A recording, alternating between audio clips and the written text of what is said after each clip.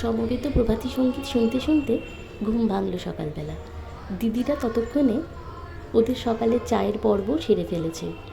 Fresh হয়ে আমিও এসে যোগ দিলাম ওদের সাথে। আজ ওদের 12 বছরের বিবাহ বার্ষিকী। শুভেচ্ছা জানালাম আমার প্রিয় দুজন মানুষকে একসাথে আরও অনেকটা পথ ভালোবেসে এগিয়ে যাবার। লালনের গান আর তার ব্যাখ্যা এই নিয়ে চলছিল আমাদের আলোচনা, আর তার মাঝেই ওদের ফোনে শুভেচ্ছা বার্তা আসছিল। আমিও সেই সময় নিজের মতো বাগানটায় ঘুরে বেড়ালাম। এত সুন্দর বাগান সাজানো, ভীষণ ভালো লাগছিল। মনে হচ্ছিল আরও অনেকটা সময় এখানে কাটাতে পারলে ভালো হয়। সন্দীপ ছেলেকে নিয়ে ততক্ষণে ঘুম থেকে উঠে নিচে নেমে এসেছে। ক্যামেরাবন্দি করলাম বেশ কিছু মুহূর্ত। সকালের চা ও ব্রেকফাস্ট সহযোগে আরও বেশ খানিকক্ষণ আড্ডা চললো আমাদের ওখানে বসেই।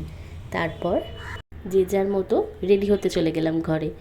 আজ আমাদের সোনাঝুরির হাট আর খোয়াই ঘোরার প্ল্যান। তবুও রেডি হয়ে বেরোতে বেশ খানিকটা দেরি হয়ে গেল আমাদের। শান্তিনিকেতনে গিয়ে শাড়ি পরবো না, এ আবার হয় নাকি? আমার খুব প্রিয় একখানা আজরাক শাড়ি নিয়ে গিয়েছিলাম সাথে করে, আর বেশ একটু অন্যরকম কায়দায় শাড়িটা পরেছিলাম। বেরোনোর আগে বেশ কিছু ছবি সবাই মিলে তুলে নেওয়া হলো।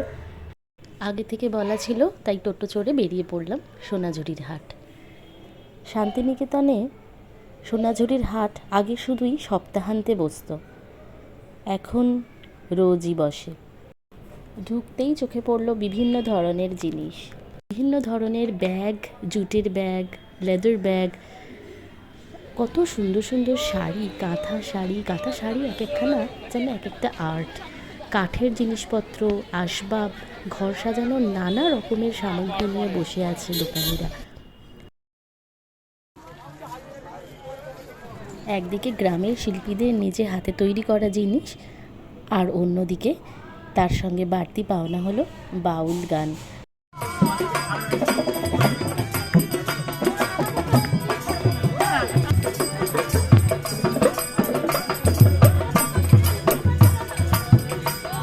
খানিকটা এগোতেই দেখতে পেলাম মাদলের তালে আদিবাসীদের নৃত্য। ওদের তালে আমি একটু পা মেলালাম।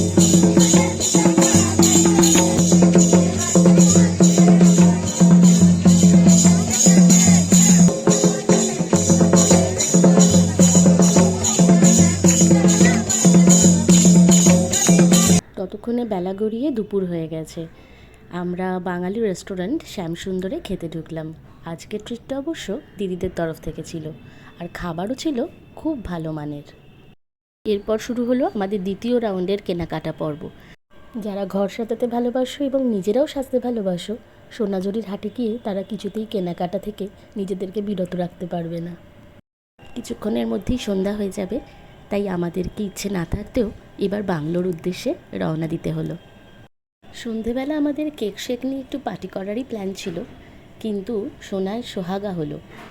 দিদিদের এক বন্ধু দিদি এবং দাদা, মানে তার হাজব্যান্ড, তারা সশরীরে আমাদের বাংলোয় এসে একেবারে দারুণ সারপ্রাইজ দিল।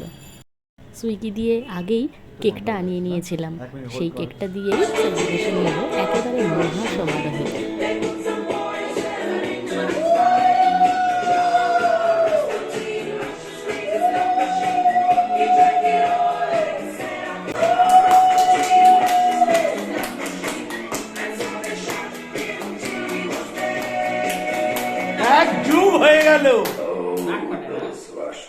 ততক্ষণে অবশ্য আমরা নিজেদের বাংলো ছেড়ে ওই বন্ধু দিদিদের শান্তিনিকেতনের যে প্রপার্টি সেখানে গিয়ে উঠেছি। তারপর আর কি, গল্প, আড্ডা, খাওয়া দাওয়া, গান বাজনা এইসব করে বাকি রাতটা ওখানেই কাটলো আমাদের। পরের পর্ব নিয়ে খুব তাড়াতাড়ি আসবো। আজ আসি তাহলে, ভালো থেকো।